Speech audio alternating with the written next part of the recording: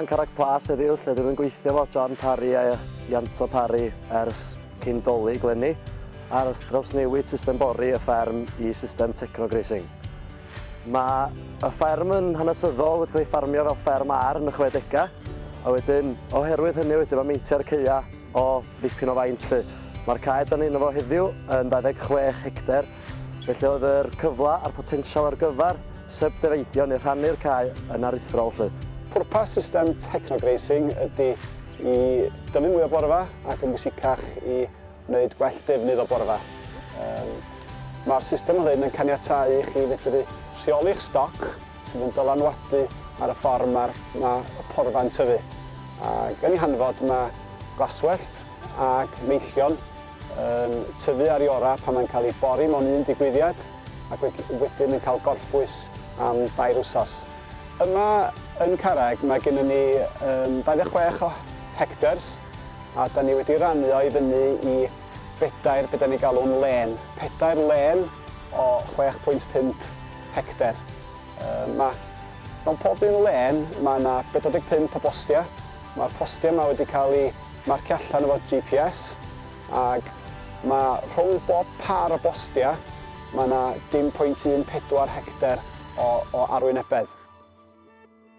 Felly ti'n dywanwyn cyntaf o bori mewn system Techno, pam o'ch chdi'n meddwl yn opsiwn i chdi yma'n Carreg?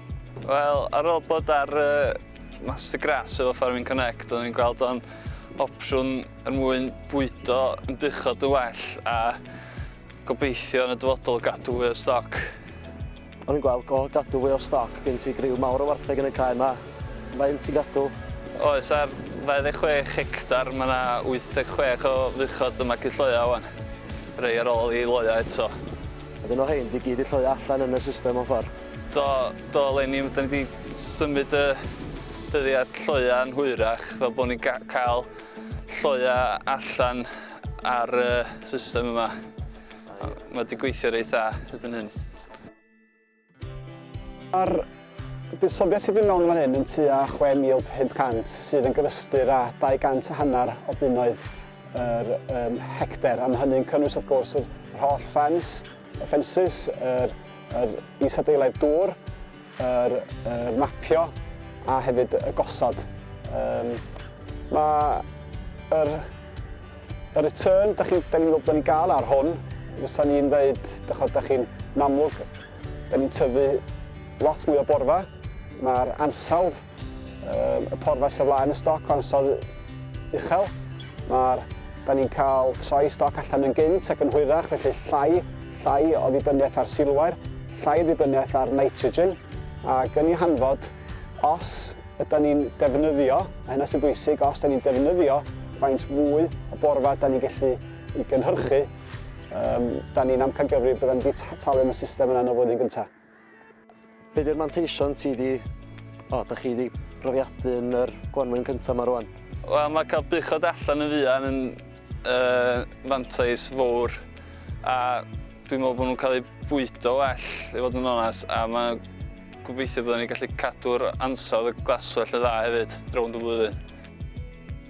Yn gyffredinol, mae system fel hyn, mi wneith i, os cael ei defnyddio'n gywir, mi wneith i gynhyrchu dwbl yr allbwn i chi na fydda stocio confensiynol a set stocio.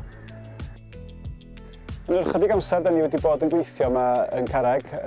Da ni'n gweld bod yr system yn gweithio'n dda iawn. Mae'n ffarm sy'n tyfu porfa'n dda beth bynnag a da ni wedi bod yn ffodus hefyd deud y gwir bod ni wedi cael hyd yma amgylchiadau tyfu ffafriol iawn.